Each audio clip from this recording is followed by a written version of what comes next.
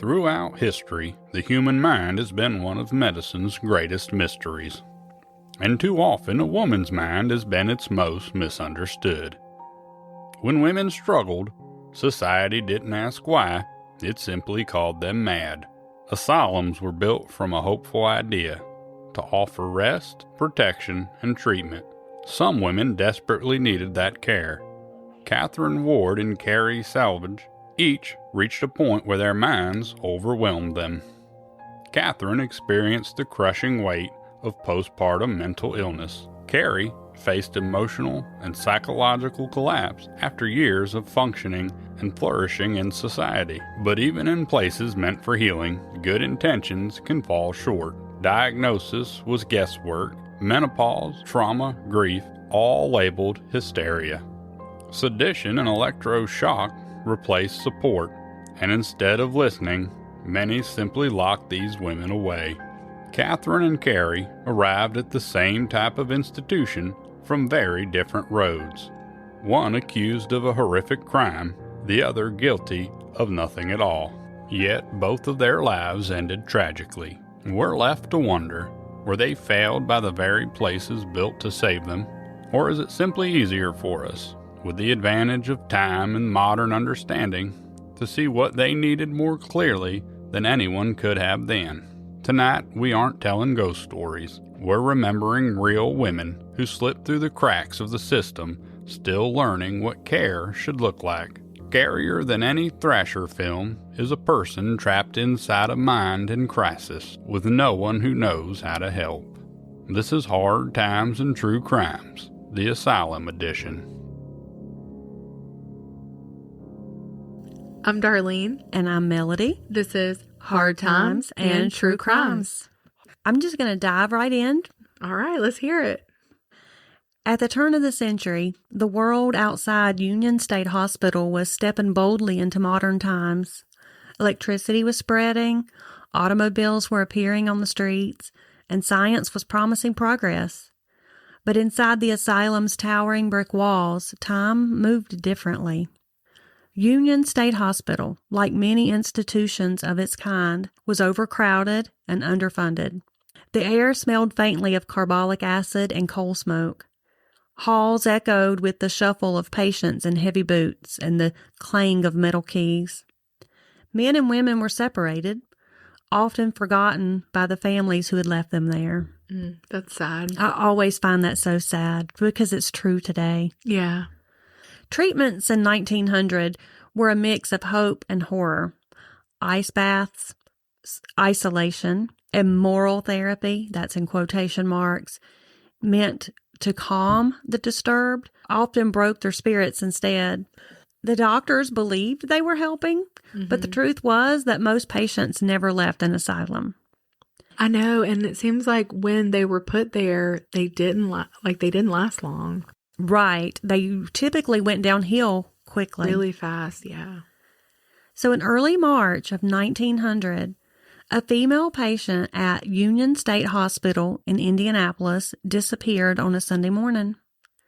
Miss Carrie Selvage, age 43, had been taking in fresh air on the sun porch at the asylum with her nurse when the nurse was forced to leave to care for another patient. So she led Carrie to her room and shut the door. When she returned 5 minutes later, Carrie was gone. Oh. Carrie was known to frequently hide herself in the closet, but a quick search for her there turned up nothing.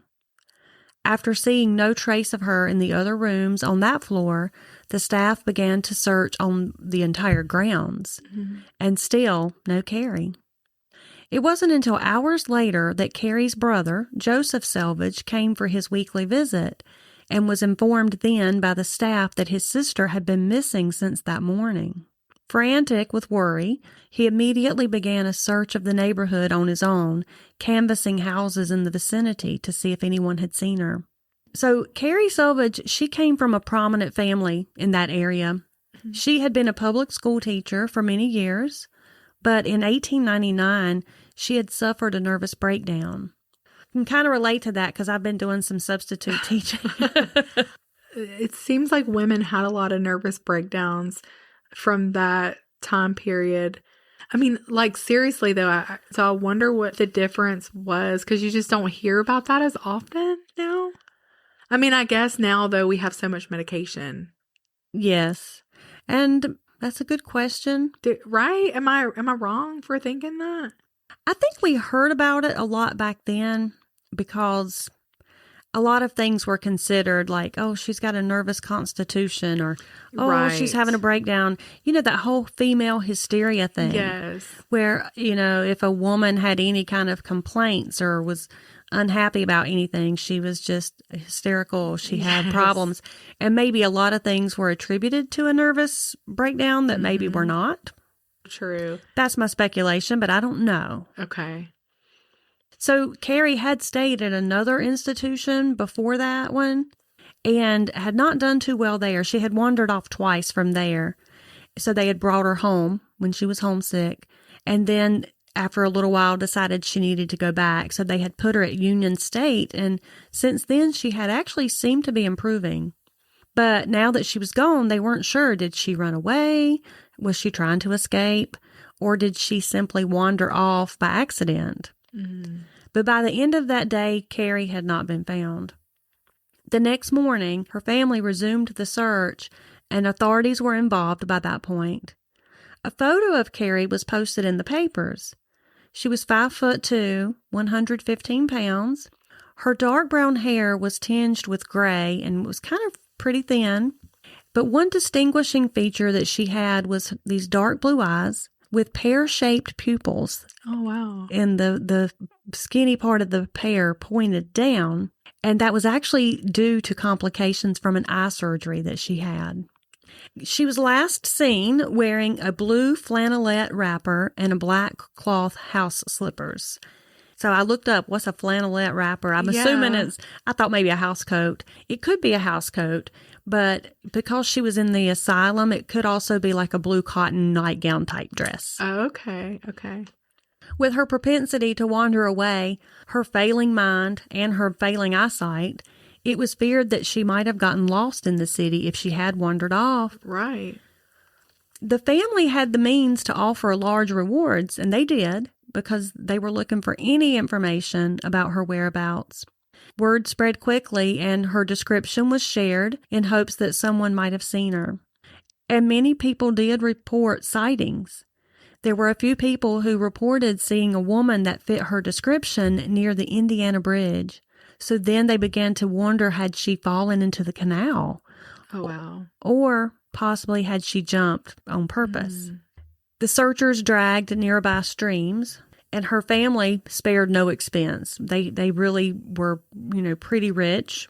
They had means that maybe other people wouldn't have had to look for their loved one. Right. So they actually arranged to have that canal drained.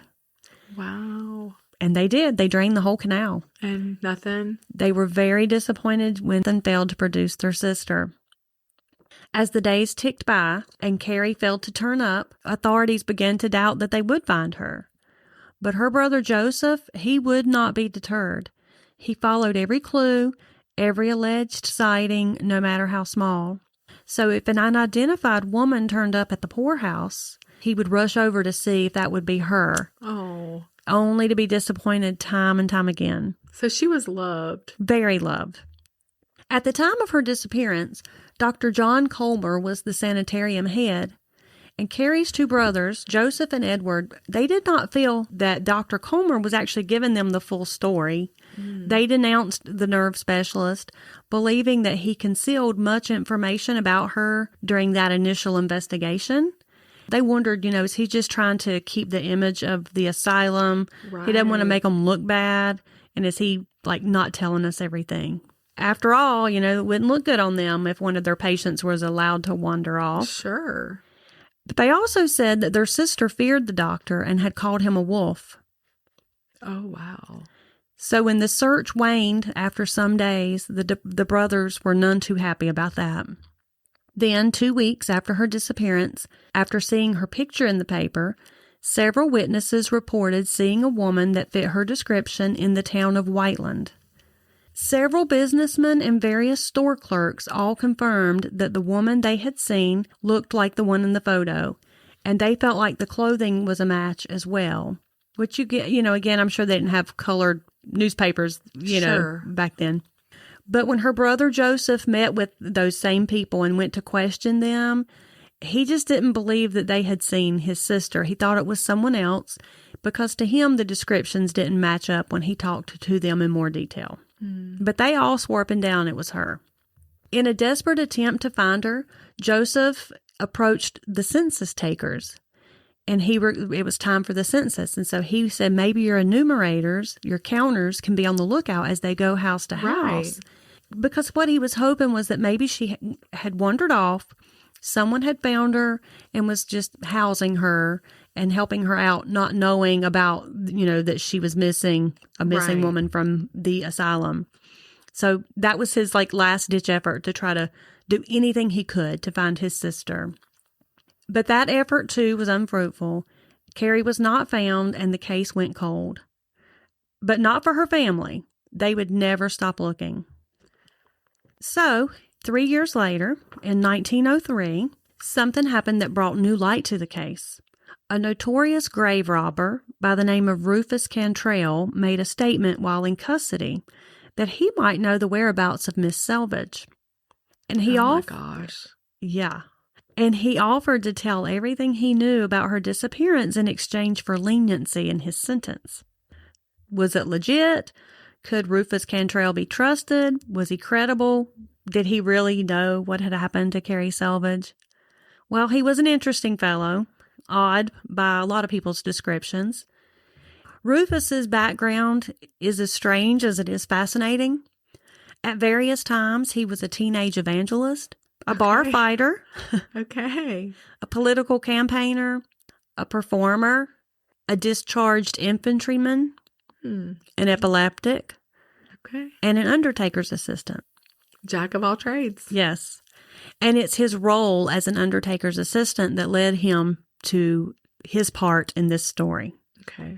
You see, Rufus had gotten himself involved with a group of medical men who worked for the Central College of Physicians and Surgeons. This school for white doctors needed cadavers to study, and those were not always easy to come by. As you can imagine, there were some shady ways of going about this. So there was this underground system, so to speak, of vulture doctors. Have you ever heard that term? No, I haven't. Well, or ghouls. I know you've heard of a I've ghoul. heard of that. Meaning phantoms that devour the dead. Yes. And most often, these grave robbers were a group of black men employed by white doctors. And Rufus was one of those men. Okay. Rufus Cantrell found that he could make pretty good money by providing bodies to the medical school. And so he began this lucrative business of grave robbing. He was so successful at this that he would become known as King of the Ghouls. Wow. He wasn't the only one doing this either. The problem of body snatching was so bad at one point that some cemeteries were wiped clean of the dead, with nothing in them but coffins that were either empty or just full of clothes. That's crazy. Yeah, I didn't know it was so prominent. I didn't either. Before Benjamin Harrison was a U.S. president, in 1878, his father, who was an Ohio state senator, John Scott Harrison, he died. And at the same time he died, there was a boy named Augustus Devon who also died of tuberculosis. And those two men were buried in the Harrison family plot. Well, Devon's body went missing. So Benjamin Harrison and his brother John were investigating that disappearance. They showed up at Ohio Medical College with a search warrant looking for that boy's body. And while they were there, they came upon the body of their own father, Senator John Harrison, naked, hanging by a rope in an air shaft where he had been hidden by the staff who was trying to hide him really quickly when they got there with that search warrant. Oh, His body had been stolen and sold to the medical college. And they also eventually found that other young boy, the one they were looking for to begin with, Devon, in a vat of brine at the University of Michigan. Oh my gosh. How crazy is that? That is crazy. Yeah. So Rufus, he was employed by a prominent doctor named Joseph Alexander. And at this time, he was caught and was incarcerated for what he had done. And it was during his incarceration that Rufus, in an attempt to get his sentence reduced, turned state's witness against Dr. Alexander and began naming names. He even took investigators on a tour of the area cemeteries, showing which ones he had robbed. So he would say, you can look over there and you'll find this one, and this is what you'll find inside, and usually was truthful. And it was when he was giving all that evidence about his crimes that he divulged that he knew what had happened to Carrie.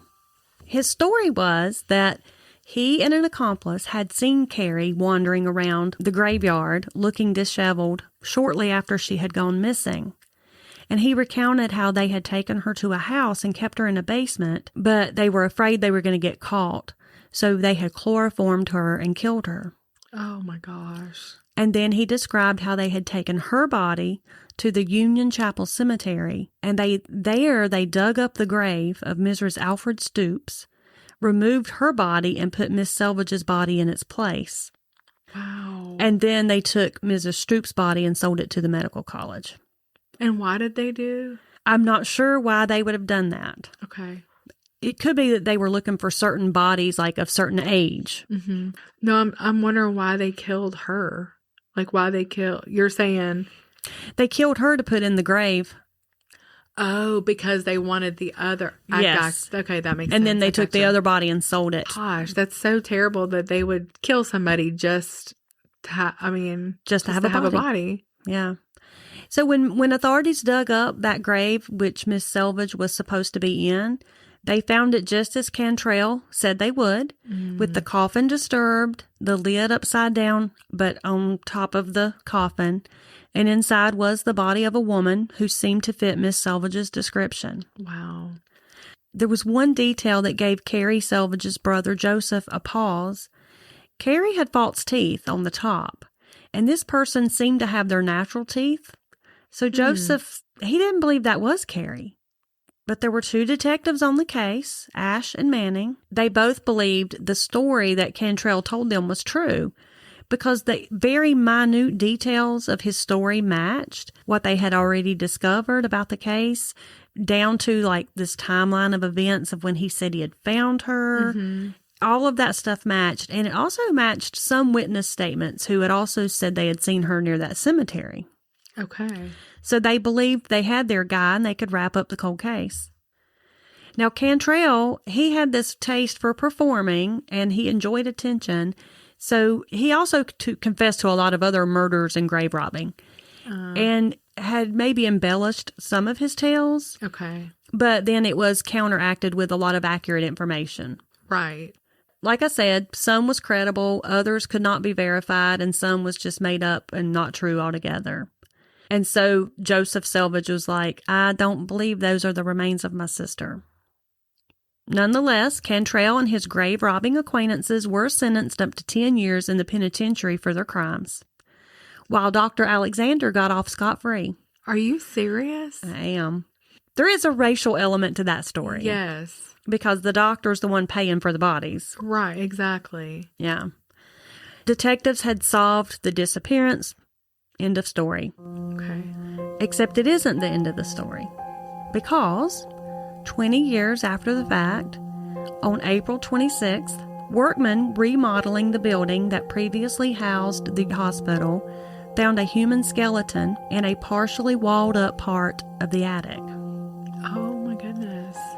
It was in a mostly concealed, dirty, darkened side room of that attic. The skeleton was in a sitting position, and the skull was on the floor close by. Searchers spoke to people in the neighborhood, and one elderly lady remembered that, there was a notorious case of a missing woman 20 years ago, and she told them her name was Carrie Selvage. So they notified Joseph, her brother, and he wasted no time. He rushed right over to inspect the remains. And upon inspection of the clothing that was left behind with the skeleton, the brothers positively identified the remains as their sister Carrie. Wow. They recognized her slipper and a buckle on her clothing. Oh my goodness. Now, at the time of her disappearance, that whole place had been searched many times over in the days just after her disappearance. But there was that one place that was missed. It was on the 3rd floor, and it was up a very narrow staircase, and it was behind a small door. Most people didn't know that was there. If you didn't know it was there, you could easily miss it during numerous searches, and in fact, it had been missed. So it was assumed that Carrie must have wandered off, somehow come upon the room, entered it, and when her failing eyesight prevented her from finding her way out, she froze to death because it was very cold up there. But her brother Joseph didn't buy that. He publicly stated to the papers that he had reason to believe she was murdered and that her body was taken to the attic. But it was 20 years later. They had no way of knowing if anything else had happened or if any violence had been done to her. Right. So while her brothers had closure, knowing eventually what had happened to their sister, they didn't truly know what had happened. Right. At least they could finally lay their dear sister to rest. Oh my goodness, that is so sad. It is. So what do you think happened to her?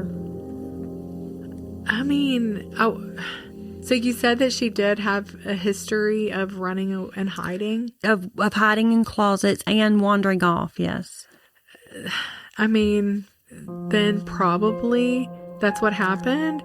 But if somebody, an authority there knew that she had that history, it would have been very easy if they wanted to get rid of her, to hide her there. And yeah, so she never left the property, even though many people thought they saw her. And there is that one part of me, like the statement she made about that doctor being a wolf, right, makes me wonder, why did she feel that way? Right. And he would have known where that room was. Right. And they didn't feel he was being truthful. But I do wonder, could he have done something to her and put her there? And he could have. Yeah. Oh my gosh, that is so sad. It really is. One thing that came up this week when I was researching the story was after my last episode, I told the story about my mom spanking one of the neighborhood kids. Yeah. So my sister called to fact check me on that. Oh goodness. So we had some details that we disagreed about how that went down. And then the next day I went with my brother. We were going around our old town, Liberty, where we used to live. Yeah. And we were reminiscing, and we were disagreeing on some of the details, of what happened 40-some years ago. It just made me think when I'm researching this, and I'm like, these people said they saw her. Right. But witnesses are not always credible because you might think you remember a detail a certain way, but memories fail. It's true. Everybody can see something and come away with a totally different perspective of it. It is 100% true. And so I just, all those people were clearly wrong because they didn't see Carrie. But I don't know what I was going to say after that, other than just it makes me wonder how many other people have been a witness to something and maybe they were wrong. Eyewitness testimony is just not always credible. But how sad for the guys that spent 10 years in prison. Well, they had robbed other graves. Okay. I mean, they deserved to be there, but they didn't deserve to be there if Dr. Alexander wasn't there. Yeah, exactly. So they were they weren't necessarily charged for her murder. They were they were already incarcerated. Okay. For other crimes they had committed of grave robbing. They were pretty notorious grave robbers. Okay. He did actually get out on parole. And that is the story of Carrie Selvage.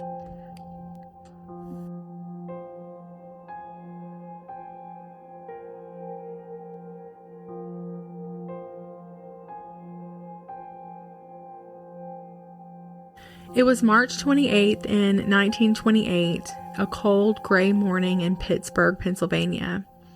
Steel mills smoked in the distance. The streets were still damp from the night's rain. On Hamilton Avenue, inside a small upstairs apartment, 25-year-old Catherine Ward stood at her kitchen sink with trembling hands. Her 2 children, 3-year-old Billy and 8-month-old Dorothy May, were in the next room. Neighbors would later say she seemed like kind of strange as of lately. She had been talking to herself, crying for no reason, complaining that she couldn't sleep. Her husband, William, worked long shifts and came home to find her pale and quiet, kind of barely eating, barely speaking. Something was just going on with her. She was obviously having some kind of a mental break. How old was the baby? There was an 8-month-old baby and then a 3-year-old. So it sounds like she could have been suffering from some postpartum depression. Right. And then her 3-year-old was also having some pretty serious health issues. Oh, okay. So I think she just had a lot on her. Yeah. And her husband is probably just trying to provide for them to keep them, Right. you know, a roof over their heads, but it gets complicated. Sure. So Catherine staggered to her neighbor's door. Her wrists were bleeding.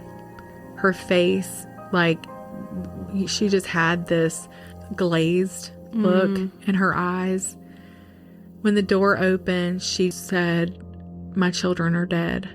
Oh. When the police entered her apartment, they found a penciled note on the kitchen table. "The kitties are in the bathroom." Inside, little Billy was floating face down in the bathtub. Oh. Water was still rippling around him. Mm. Nearby, baby Dorothy May lay in her crib, lifeless.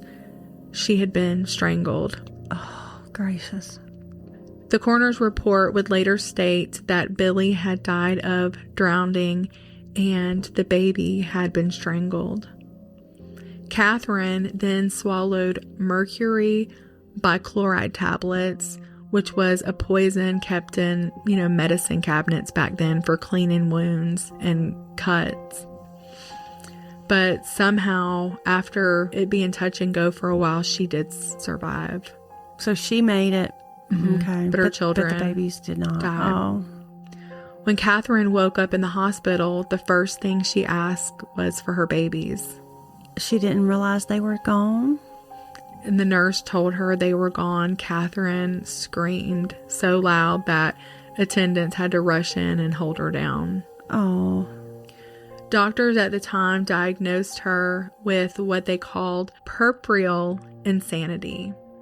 And today we'd call it postpartum psychosis. Yeah, beyond depression. So like she Right. had a mental break. Exactly. And back then it was usually dismissed as like female hysteria. Mm-hmm. Like laziness or just she can't handle her work or Right. that kind of thing. Her husband, William, was interviewed by the Pittsburgh Press, and he said, "I don't understand. She was a good mother, the best I ever saw, but she hasn't been herself since the baby came." Oh, that is so heartbreaking. But he refused to condemn her. So he stood by her side. He did. Even after what she had done, he knew her. Yeah, you can only imagine how he must have felt to come home to find his wife in the hospital and his babies killed. Oh, I cannot imagine. And to know that happened at your wife's hands. But he seemed to know that wasn't her. Yeah. Through everything. He just stood for her. He visited for her. He really did everything that he could for her and to advocate on her behalf. Yeah. A grand jury indicted Catherine on 2 counts of first-degree murder. But her attorney argued she was insane, clearly, and that her mind had broken under the strain of motherhood and poverty. During her hearing, 3 doctors testified that Catherine was mentally deranged and unfit to face trial, and the judge did agree with that. Okay. So she was committed to the Dixmont State Hospital, known then as a hospital for the insane, which was this massive, Gothic structure that sat high above the Ohio River, half hidden by woods. Mm-hmm. How we are still about insane asylums. Inside, women like Catherine were given cold baths, heavy sedatives, and hours of isolation. Her days became a blur of white walls and locked doors. For 2 long years, Catherine lived there. Her husband visited as often as he possibly could, always bringing flowers, always calling her Katie. He never divorced her and never stopped writing her or advocating for her release. In early 1930, doctors declared that she had regained her reason. She had made progress and she was fit to stand trial. And in June of that year, a jury of 12 women, which is just strange for the time. Yeah. But they were the jury and they found her not guilty by reason of insanity. So there were no men on the jury? None. I'm surprised that they were able to get an all-female jury. Me too. I'm also not sure, on the one hand, women do tend to have a little more compassion than men for stuff like, the depression that comes with after childbirth. I know they didn't have the term postpartum depression back then, but I guess women probably still recognized that. Right. But on the other hand, I also think it would be hard as a mother to look at another mother that's taken the lives of her children. Well, as a result of that verdict, she walked out of Dixmont's gates with her husband by her side, a totally free woman. William did find them a small home on Woodbourne Avenue in Brookline, which was a small, quiet suburb in Pittsburgh. Catherine, she started spelling her name differently because obviously she's wanting to mark her new beginning and I'm sure kind of conceal her identity. Yeah. Neighbors described her as quiet, polite, and well-mannered.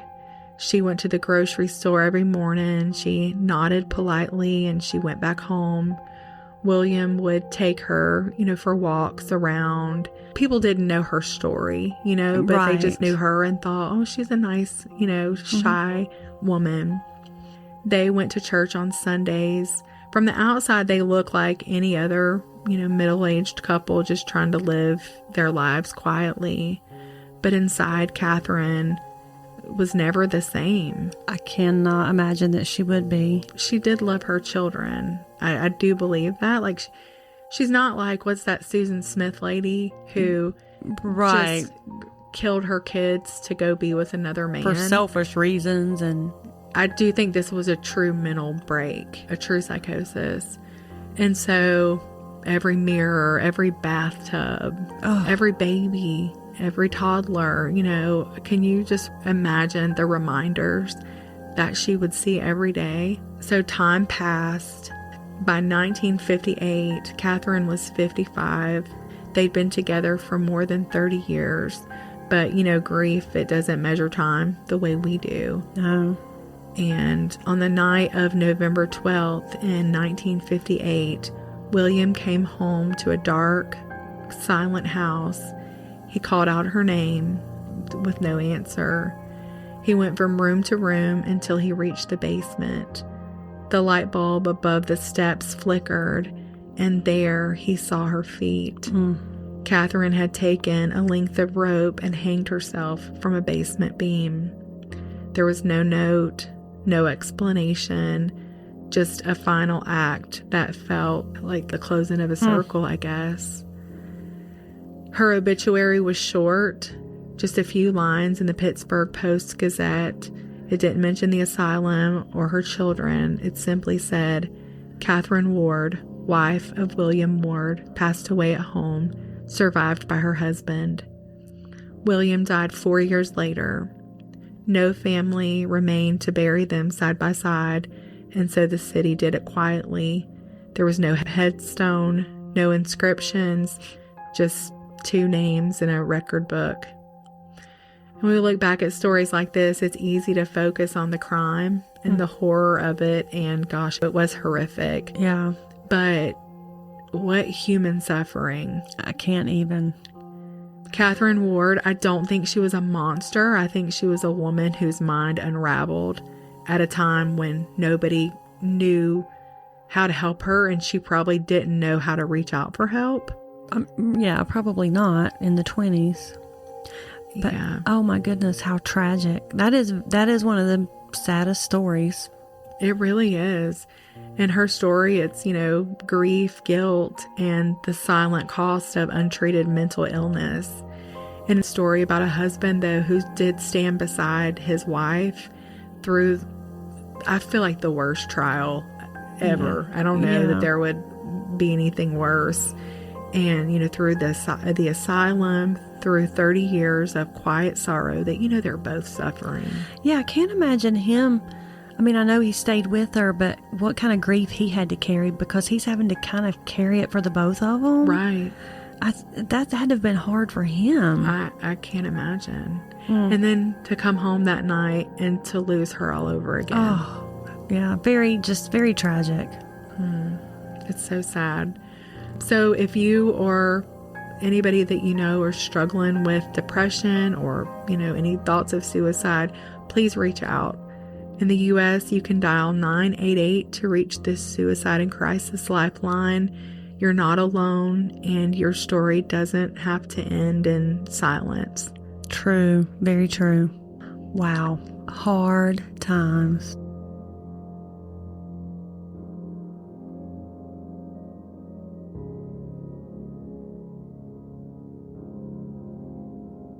In Catherine Ward's case, we learn that her freedom wasn't truly granted by the justice system. It was engineered by the asylum. The physicians at Dixmont declared her mentally sound, and then arranged for charges they fully intended her to beat. The prosecution and defense worked together to stack the jury with 12 women, striking any man from the pool. The verdict was predetermined, the trial just a technicality. They played God. Release didn't bring Catherine peace. She wasn't cured. The trauma inside her followed her home, and she ended up dying by suicide. The system opened the door of freedom, but didn't make sure she could walk through it safely. And then there's Carrie Selvage, a woman who committed no crime at all.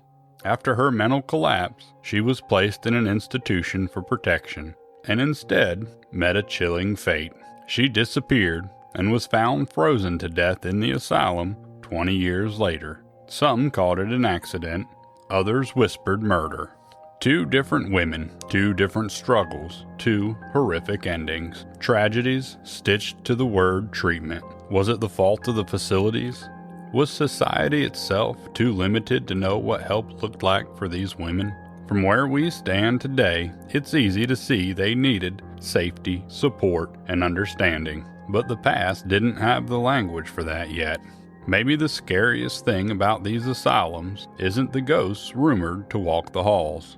History's darkest stories often come from the moments we thought we were doing the right thing. Thank you for joining us on this Halloween edition of Hard Times and True Crimes. Till next time, goodbye.